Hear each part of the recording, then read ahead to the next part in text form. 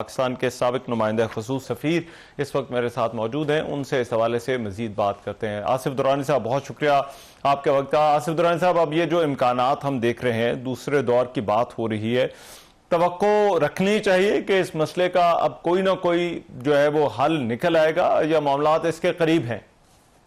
جی شکریہ رحمان اظہر صاحب۔ بات یہ ہے کہ یہ توقع تو کرنی پڑے گی، کیونکہ ہمارے پاس جو دوسرا آپشن ہے وہ بہرحال جنگ کا ہے، اور اس میں دونوں پارٹیز کے پاس پھر ڈیتھ اور ڈسٹرکشن کے علاوہ اور کوئی راستہ نہیں رہتا۔ تو آپ نے دیکھا ہوگا کہ جو فرسٹ راؤنڈ میں بھی کافی بات آگے بڑھی تھی، اور اگر ایران کے فارن منسٹر راکشی صاحب کو کوٹ کیا جائے تو وہ کہہ رہے تھے کہ we were just inches away۔ تو اب لیکن یہ بہرحال وہ اس میں رکھنا پڑ گیا، تو یہ دونوں ساتھ ساتھ چلیں گے۔ امید بھی ہے اور نا امیدی بھی ہے امریکہ اور ایران کے ڈائلاگ میں۔ اور لاسٹ ڈائلاگ جو وہ ہوا پوسٹپون ہو گیا، تو وہ اس میں لگتا ایسا ہی ہے کہ اسرائیل کی وزیر اعظم نیتنیاہو، ان کا دخل کچھ زیادہ تھا۔ امید ہے کہ امریکہ کے اندر ان کے پالیسی میکنگ انسٹیٹیوشنز جو ہیں وہ آگے آئیں گے، اور وہ اپنے جو امریکن انٹرسٹ ہیں اس کے مطابق اس بات چیت کو آگے بڑھائیں گے۔ ٹھیک ہے، لیکن درانی صاحب اب بنیادی معاملہ تو ایران اور امریکہ کے درمیان ہے جس پر بات چیت بھی ہو رہی ہے، لیکن بہت سارے معاملات اس کے ساتھ جڑے ہوئے بھی ہیں۔ ایران کے خلیجی ممالک کے ساتھ تعلقات کا معاملہ، لبنان اور اسرائیل والا معاملہ ہے، غزہ والا ایشو ہے۔ آپ کو لگتا ہے یہ تمام کی تمام چیزیں جو ہے وہ سیٹلمنٹ کی طرف جا سکتی ہیں، یا پھر یہ معاملہ پہلے حل ہوگا اور اس کے بعد پھر ان باقی چیزوں کا کوئی ممکنہ طور پر حل نکل سکے گا؟ جی میرے خیال میں تو یہ کہ امریکہ ایران کے درمیان اگر کوئی جو ہے بات آگے بڑھتی ہے تو اس کا پازیٹیو امپیکٹ باقی ایشوز جن کو آپ نے جو ہے اس کو پروجیکٹ کیا ہے، چاہے اس میں گلف اسٹیٹ سے ریلیشن ہے یا ایران کا وہ لیبنان کا مسئلہ ہے، یہ میرے خیال میں پھر اس کی طرف حل کی طرف ضرور جائیں گے۔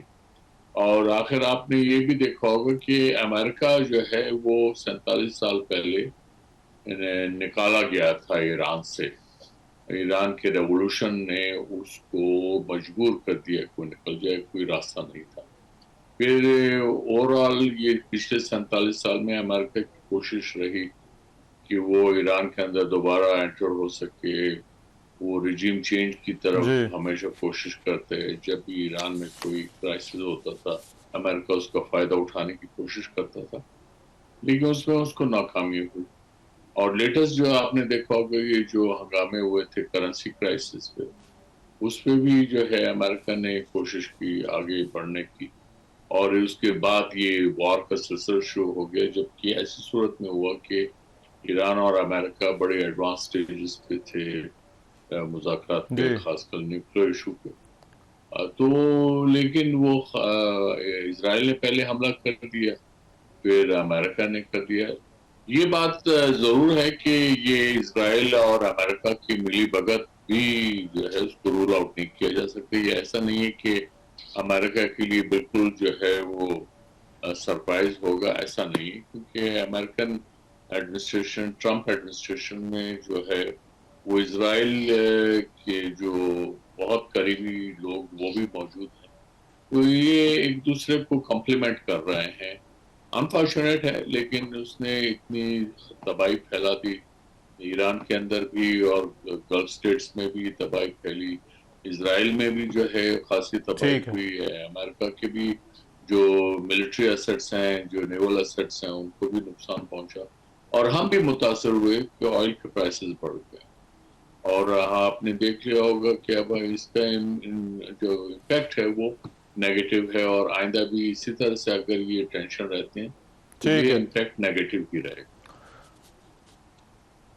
لیکن درانی صاحب، یہ جو پاکستان کے کردار کے حوالے سے ہم نے دیکھا بڑی پازیٹیو سٹیٹمنٹس آئیں وائٹ ہاؤس کی طرف سے، امریکہ کی طرف سے بھی، اور پھر ایران کی طرف سے بھی۔ میں ذرا تھوڑی اسیسمنٹ چاہتا ہوں کہ پہلا جو دور ہوا اس میں پاکستان کا جو کردار تھا اس کو آپ کس طرح سے دیکھتے ہیں کہ ان دونوں پارٹیز کا اب بھی اعتماد جو ہے وہ پاکستان پر ہی ہے، اور کیا وجہ ہے کہ یہ کہہ رہے ہیں کہ اگر مذاکرات کرنے ہیں تو ہم نے پاکستان میں ہی کرنے ہیں؟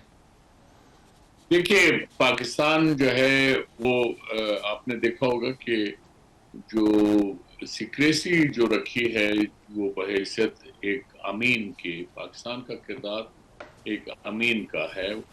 دونوں طرف سے جو امانتیں ہیں ان کی حفاظت کرنا، ان کے درمیان جو مذاکرات ہو رہے ہیں ان پہ جو ہے کوئی لیکس یہ وہ الاؤ نہیں کیا. تو یہ تھا جس کے ہمارے میڈیا والے شکایت کر رہے تھے کہ جی وہ امریکن میں جو ایڈمنسٹریشن کے لوگ تھے وہ اپنے میڈیا کو فیڈ کر رہے تھے اور ایران والے. تو میرے خیال میں ہمیں یہ دیکھنا چاہیے کہ اس وقت پارٹی ان ڈسپیوٹ تو یہ دونوں امریکہ اور ایران ہیں. وہ اگر اپنے ہی میڈیا کو فیڈ کر رہے ہیں تو یہ ان کا اختیار ہے، لیکن پاکستان بحیثیت میڈیٹر اس نے اپنا ایک امین کا کردار نبھایا ہے جس کو اپریشیٹ کیا گیا کہ پاکستان وہ ملک ہے جس پہ اعتماد کیا جا سکتا ہے، جس کا اطمینان ایران کو بھی پاکستان پہ اطمینان ہے اور امریکہ کو بھی اطمینان ہے. یہ ایک پاکستان کے لیے ایک اعزاز کی بات ہے، ایک اطمینان کی بات ہے. یہی وجہ ہے کہ سیکنڈ راؤنڈ کے بارے میں بھی اب یہ پریزیڈنٹ ٹرمپ کی طرف سے بھی یہ کہا گیا ہے، اب ان کے وائٹ ہاؤس اسپوکس پرسن نے بھی اس کا اعلان رات کو کیا اور ایران کی طرف سے بھی، اور پھر ہمارے جو ہیں فیلڈ مارشل صاحب وہ ابھی ایران میں ہیں آج. اور تو وہ ایسی چیزیں ہیں کہ جو اس بات کو واضح کرتی ہیں کہ مذاکرات کے سلسلے میں اچھی خاصی سرگرمی چل رہی ہے. ٹھیک ہے. اور آپ نے ذکر کیا فیلڈ مارشل کا، ان کا ایران کا دورہ، وزیر اعظم جو ہے وہ 3 ملکی دورے پر ہیں، قطر اور پھر اس کے بعد انہوں نے ترکیہ بھی جانا ہے. یہ جو پاکستان کی ایک بڑی ڈپلومیٹک پش ہے، اس کے پیچھے آپ کیا مقاصد جو ہے وہ دیکھ رہے ہیں؟ دیکھیے، یہ آپ یہ دیکھیں گے کہ آپ اب جتنے بھی فلینکس ہیں ان کو کور کر رہے ہیں مذاکرات کے. اس میں آپ نے دیکھا ہوگا کہ سعودی عربیہ اور ان کے ترکیے کے وزیر خارجہ اور ایجپٹ کے وزیر خارجہ بھی یہاں تشریف لائے تھے. کوارڈینیٹر میٹنگ ہوئی تھی.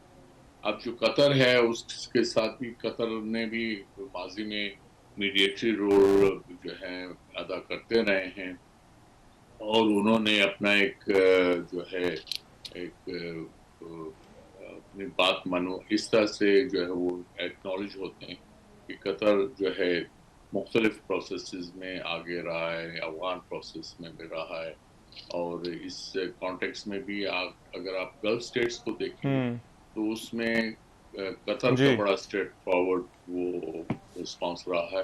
وہ یہ چاہتے ہیں کہ یہ قضیہ کسی طرح ختم ہو جائے.